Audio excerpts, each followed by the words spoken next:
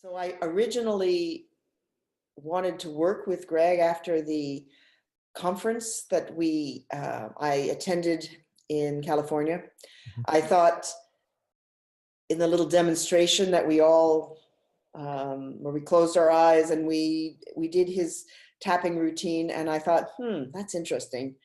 I have no idea whether it was going to work for me, but I did know for the years before when I'd been racing, that I felt I was sabotaging myself, my emotions and my feelings and my thoughts. I'd say my thoughts, as much as anything, Yes. were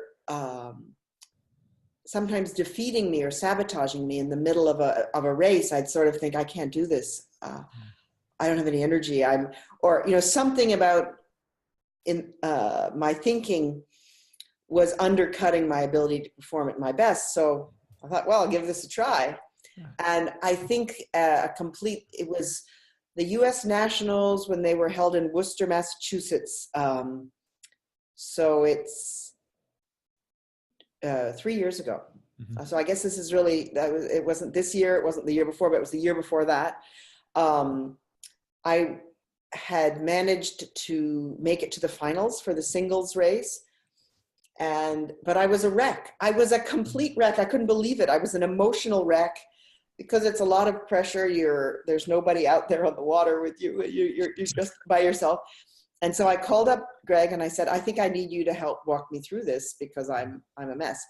And he's great in the way he's so calm and he's so sort of down to earth and matter of fact. And I had this feeling he helped me get to some deep emotional issues that I think I'd really not faced, which was self-doubt. Sort of lack of self-love, it was something. I remember tears streaming down my cheeks during this phone call. And I'm thinking, wow, this, because at one stage in his process, you're tapping the side of your hand and saying, despite the fact that I'm feeling X, Y, and Z, I completely accept and love myself as I am. Well, that always gets me choked up because obviously, like most people, that's not easy to say. So I remember that. And then I went out into the race and I remember thinking, just breathing and having this incredible sense of peace and calm before the race. I mean, just a kind of no thought. And I would say, if there's anything I can say about my races, it's no thought. It's not only that you're not having bad thoughts, you're having no thoughts. And I remember going into this zone on that race and not being aware of anything. And then I suddenly heard the crowd cheering and I thought, whoa, that means I'm near the end. I mean, and I noticed my stroke rate was too low, actually. In other words, I was so in the zone that I was not even paying attention to rowing very fast. I still did manage to win a bronze, which was at that point the best I'd ever done in my single in a race and in a sprint race. But I knew what it felt like to be in the zone where it was all slow and quiet. I mean, when I say slow, it was all somehow as if in slow motion, and everything was quiet. And I felt very peaceful. And I thought, whoa. And of course, it was clearly what Greg had done. So he and I have continued working really with a number of sessions in the last couple of years. And I think that one of the best things about working with him is the way you say, okay, what am I feeling? The first thing you do is ask yourself, what am I actually feeling? And sometimes it's fear, sometimes it's nervousness, sometimes it's sadness. I mean, of course, what you discover is that there are things going on in your life that are happening below the radar, and you don't know what you're actually feeling. But this is a technique to use not just for your racing and for your competition, but technique to use for your life. Oh my gosh, I'm feeling really sad, and then actually asking myself where that's coming from. And so this year before the nationals, on the day of the race for the national championship in my age category, of course, always we're talking.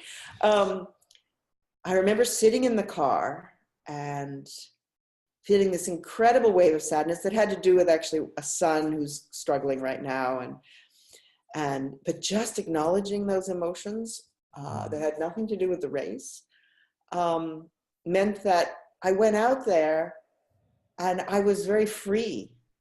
And the only thought I had, I guess it was about 400 meters into the race, and I already had so much open water on the rest of the field. I'm thinking, oh my God, I'm going to win this. I remember thinking, I actually had that thought go through my head. Oh, I'm going to win this. And sure enough, I was 20 seconds ahead of anyone else in the field. And I thought, wow, this work has just gotten better and better in terms of freeing me from whatever's going on that could be otherwise sabotaging me. I was in Germany at the Euromasters, and there were so many crises just before my race. And my oars that I'd used, they were no longer available. I lost my water bottle and it was 90 degrees and you really needed water and I'm trying to call to people on the shore to see if someone could get me some water. I mean, sort of all the sort of things that would basically under normal circumstances kind of derail your focus. I got to the start line and that same sense of calm just takes over and sort of empty mind almost. I don't know how to put it. And I just took off. And so it's really been fantastic this year. At the Worlds, where I also won by open water, there was terrible wind and someone capsized. And so we waited about almost 10 minutes before all these various problems that were going on. And through it all, that's fine. Nothing can faze me. And that's such a difference from the past where I'd be overthinking, I'd be, like Pigpen in the Peanuts cartoon with all that dirt and stuff swirling around, and that's the way it used to be. And now it's just this relaxed confidence, I guess. It's confidence in the end. And Greg's great at helping me celebrate my successes, which I think I never did properly before. I mean, interestingly, I had a bike accident just 10 days before the Head of the Charles, which was a major race. If you know anything about rowing, it's one of the big ones. And I fractured my fibula. Wow. Very heavy, very tough. 11 days. First of all, I wasn't rowing. I wasn't doing any aerobic work. I wasn't training. I was in a lot of pain. I was doubting whether I was going to be able to race. I mean, I was going through a lot of struggles. And the morning of the race, this actually makes me sort of almost choke up. It's funny. The morning of the race, I decided, because I'd been told that I wasn't going to damage myself permanently by doing the race on a broken leg. I said to myself, Catherine, you are awesome. And that is so funny because I never, without having worked with Greg, I never would have ever said anything like that. But I kind of had come to appreciate something about my courage, my whatever. I had come to appreciate myself. It sounds so weird to say. And that's a gift from Greg. And that was a great thing to say to myself, because no matter what happened in this race, that I was going out and doing it despite having broken my leg and gone through this nightmare, that I was awesome. And I won the race, unbelievably. So, I mean, I knew that I just had to row pretty well. I knew that my competition, I was pretty sure about my competition, and I thought, I just have to row well enough. I don't have to row great. And I stayed in that state of, this is fine, this is okay, and knowing I wasn't rowing at my full power and everything. Sure. But feeling, this is okay. And the whole way through the race, you're doing fine kind of thing. A few times I did kind of just reassure myself I was doing fine. And anyway, so that's, I think though that kind of sums things up, and actually to show the progression, how, that's the big one. you know, how I was when I first started, and how this has been a tool that I think I've been learning how to call on, and it's now a piece of my life. It's not just a piece of my competitive rowing things. Maybe an interesting question, just and you can answer this, you know, as quick or long as you want to, but it might be a fun one to see if there's anything there. Is for an athlete that might be getting ready to take this course that has never done any of this kind of work before, can you reflect kind of on what your initial, I don't know, Yeah, state of mind was around it, what you expected to get out of it, and yeah, then that's a maybe very how that changed? yeah, no, that's a very good question, actually, because it feels kind of weird. I mean, Yeah. you're tapping these points, and then you're humming a tune, and then you're tapping points on your hand, and you're saying things like feeling scared, feeling scared, feeling scared, you know, or Yeah. feeling nervous, you know, and I'm tapping these things, and you think, I mean, are you kidding me? You know, you're really, it's hard not to feel skeptical about Yeah. this. So I would say to an athlete, look, just trust it, that there's something that's going on that is electrical, or, you know, you're working with rewiring your brain. And I just, in a sense, I think because of my sense of Greg as a person of this enormous wisdom and integrity, I just said, okay, I'm going to trust this works, because Mm.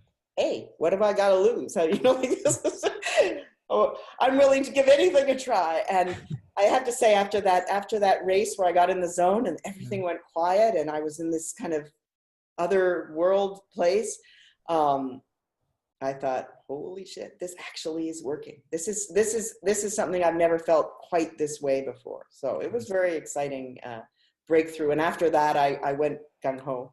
No, this has been this journey from where I was even 3 years ago Yeah.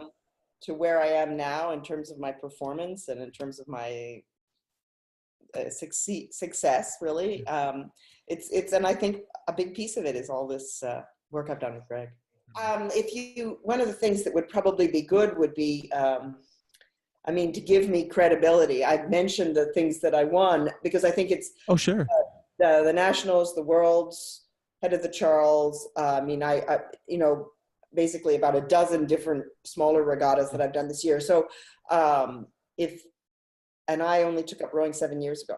This is my 7th season. So I mean, this is, I'm having to start at a lot of the people I've competing against have been rowing for 40 plus years. So this has been I've had to have a steep learning curve on this, and use all the tricks in the book.